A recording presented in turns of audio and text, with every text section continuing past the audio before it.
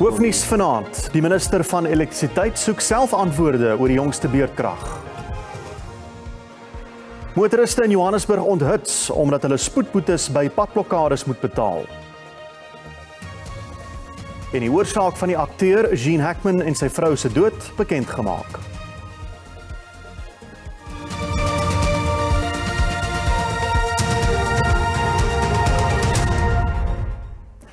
Dis nuustyd op SABC2. Goeienaand.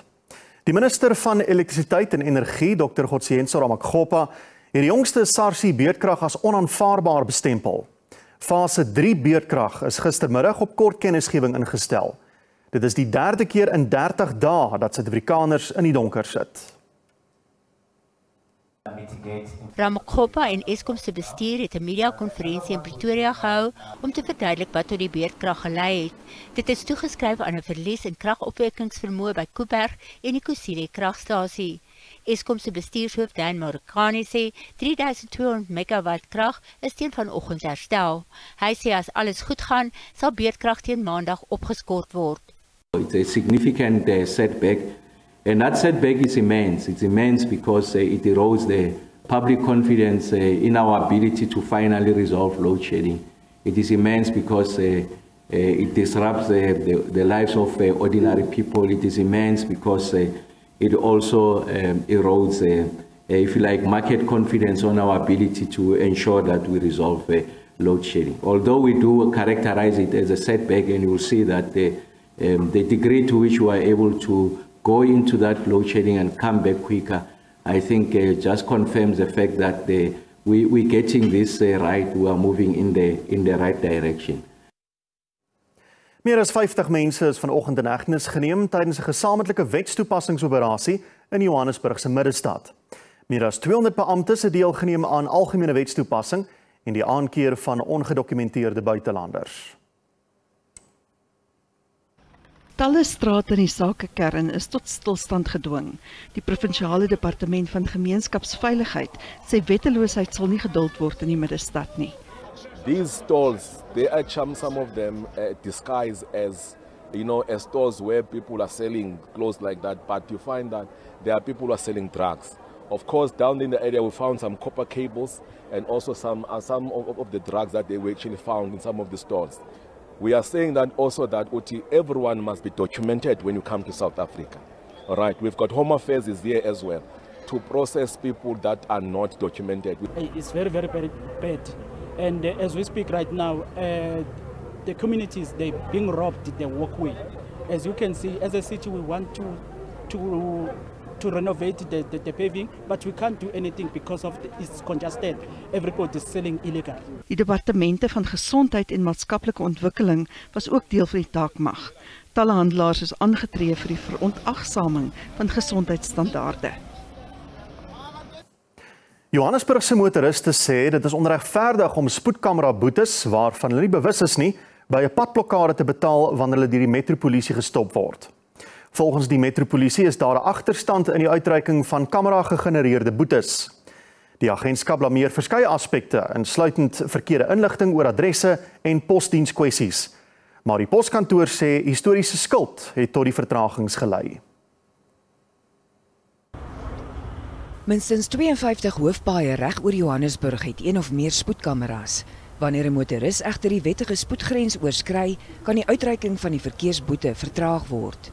Die motoris het ontdek hy het uitstaande boetes van R7000 waarvan hy niks geweet het nie nadat hy by 'n padblokkade voorgekeer is. It's unfair because they were supposed like to at least to send it to maybe a mail or something, email or even a post or a letter just to notify me, but currently I haven't got nothing. Die taxibedryf het ook sy frustrasie oor die kwessie uitgespreek.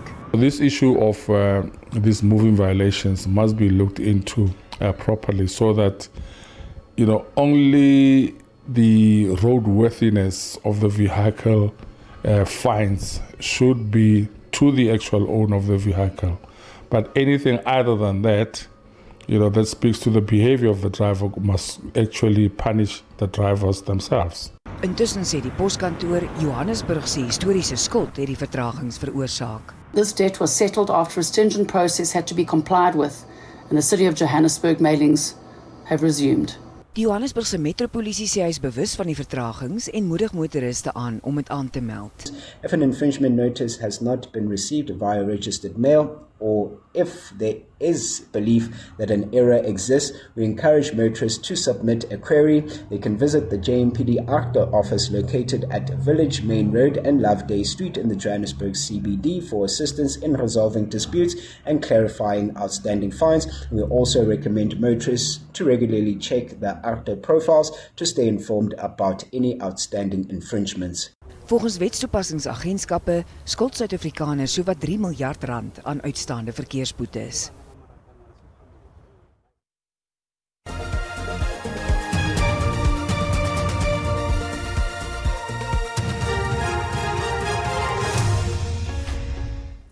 Die nadoodse ondersoek van die Oscar-bekroonde akteur Gene Hackman en sy vrou Betsy Arakawa het bevind dat die twee minstens 8 dae uitmekaar aan verskillende oorsake dood is.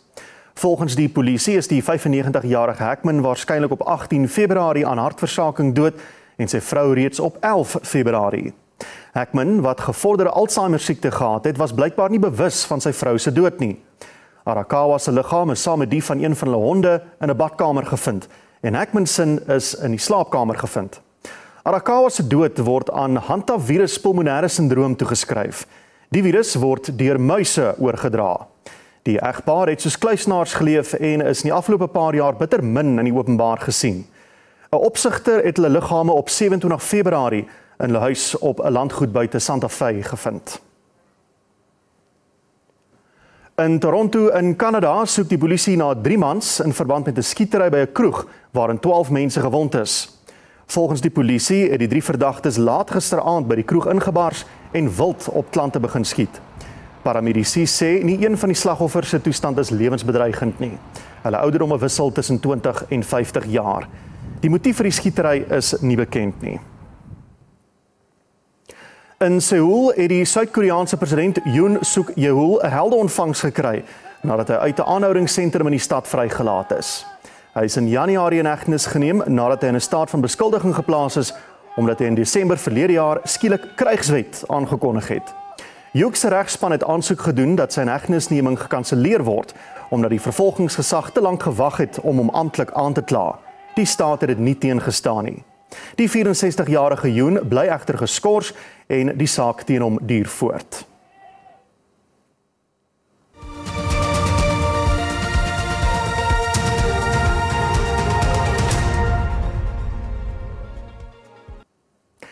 En ten slotte, die Noord-Kaapse Gemeenskap vir Blindes het 'n vindingryke manier gevind om bewusmaking te skep en geld in te samel. Gaste by 'n fondsinsamelingsdiner in Kimberley is geblinddoek sodat hulle die belewenis kon deel van mense met se gestremthede. Gaste by die diner het brille gedra om verskillende oogtoestande voor te stel. Sommige het algehele blindheid aangedui, terwyl ander siektes soos glaukoom en retina pigmentosa voorgestel het. Die mense wat wel kan sien, moet waardeer wat hulle het en dat hulle verstaan wat 'n blinde persoon elke dag van sy lewe moet deurmaak.